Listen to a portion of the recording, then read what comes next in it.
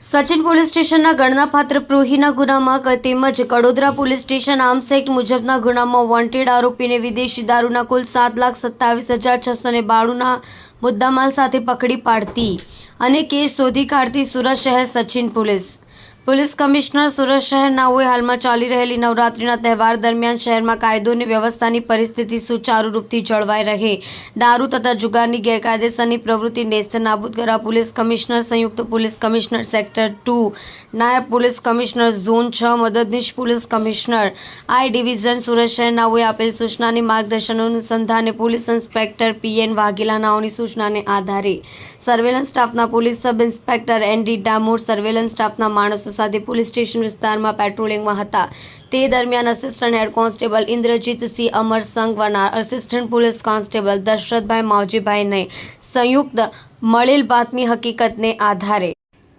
સચિન ટિમ્બરવા ગામથી તલોદરા ગામ જતા રોડ ઉપર આવેલા પ્રદીપભાઈ દેસાઈના ખેતર પાસે બોલેરો પિકઅપ વાહનમાંથી વિદેશી દારૂનો જથ્થો ખાલી કરી કેટલાક કિસ્સામાં વિદેશી દારૂનો જથ્થો હાલ સગેવગે કરે છે, જે બાતમી હકીકતને આધારે બાતમીવાળી જગ્યાએ રેડ કરી રોડની બાજુમાં ખેતર પાસે વિદેશી દારૂનો જથ્થો સગેવગે કરતા આરોપી સતીશ ગુણવંતભાઈ રાઠોડ ઉંમર 34 ધંધો મજૂરી તથા ચોરી છુપેથી વિદેશી દારૂની હેરાફેરીને વેચાણ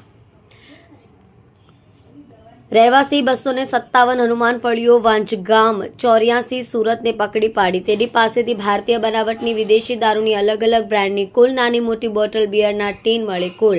4,260 નંગ, જેની કુલ કિંમત 7,27,692ના મત્તાના મુદ્દામાલને કબજે કરી વિદેશી દારૂનો જથ્થો આપી જનાર મોહમ્મદ રહેવાસી સાકી નાસિક મહારાષ્ટ્ર તથા વિદેશી દારૂનો જથ્થો મંગાવનાર કાલુ મહાલે રહેવાસી પર્વત પાટિયા સુરત અને બોલી રહેવાસી સહારા દરવાજા સુરત, ઇકબાલ રહેવાસી બંબાગેટ માન દરવાજા સુરતને વોન્ટેડ જાહેર કરી તેઓ વિરુદ્ધ સચિન પોલીસ સ્ટેશન સી પાટ ગુના રજિસ્ટર 2024 ધ ગુજરાત નશાબંધી અધિનિયમ 1949 અને ગુજરાત નશાબંધી સુધારા અધિનિયમ 2017ની